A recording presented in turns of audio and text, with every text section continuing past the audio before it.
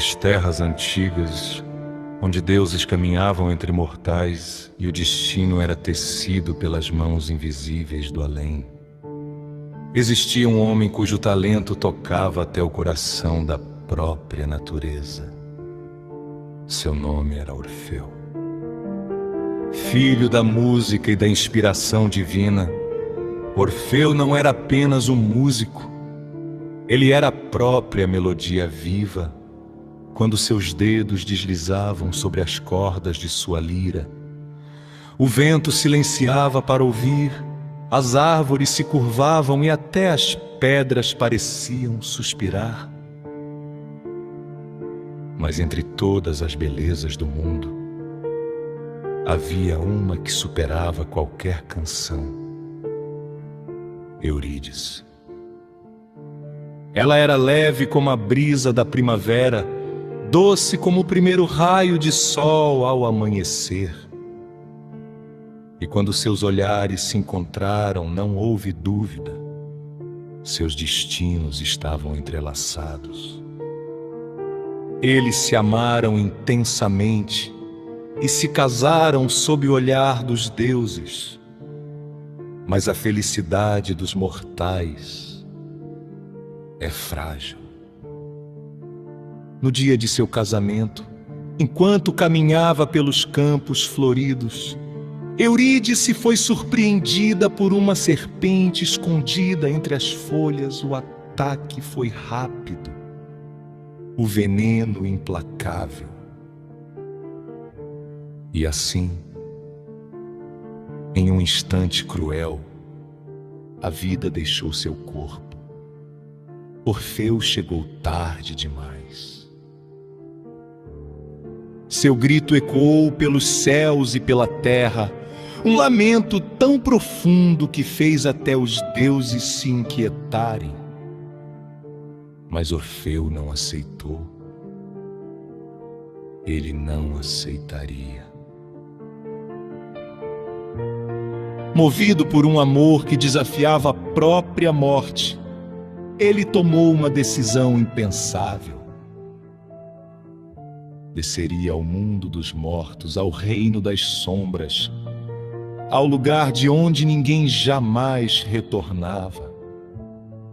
Com sua lira nas mãos e o coração em pedaços, Orfeu iniciou sua jornada até o submundo, o reino governado por forças antigas e implacáveis. Ao chegar às portas do além, encontrou o guardião, um cão monstruoso de 3 cabeças, feroz e insaciável. Mas Orfeu não lutou, ele tocou, e sua música acalmou a criatura. As 3 cabeças se renderam ao som, deitando-se como um simples animal domesticado.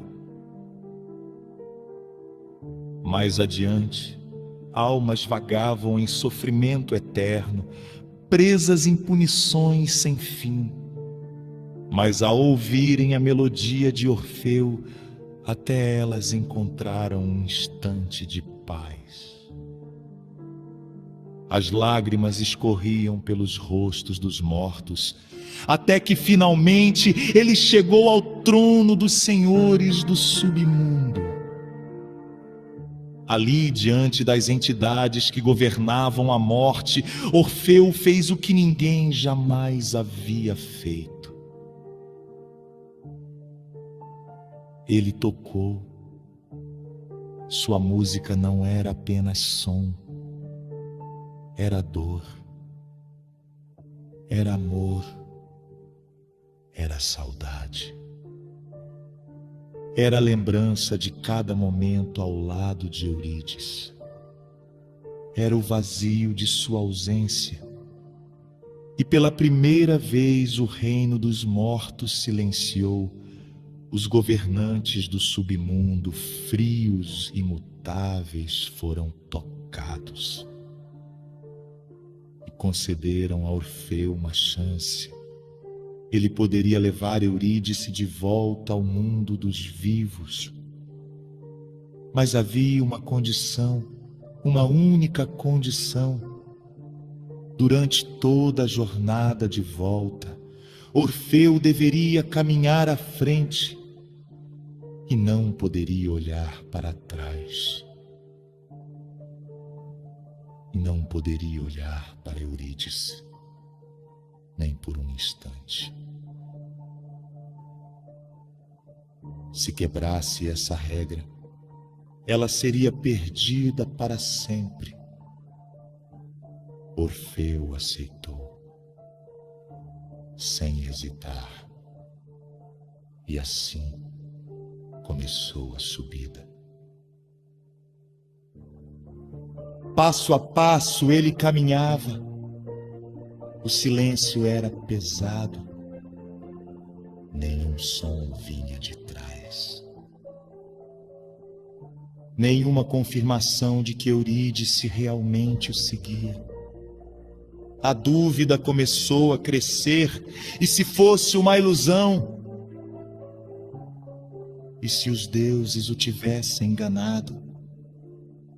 E se ela não estivesse lá? O coração de Orfeu acelerava cada passo. A luz do mundo dos vivos já começava a aparecer à frente. A saída estava próxima, mas a incerteza era insuportável. E então, no último instante, no limiar entre a vida e a morte, Orfeu virou-se. Seus olhos encontraram os de Eurídice. Por um segundo, apenas um segundo.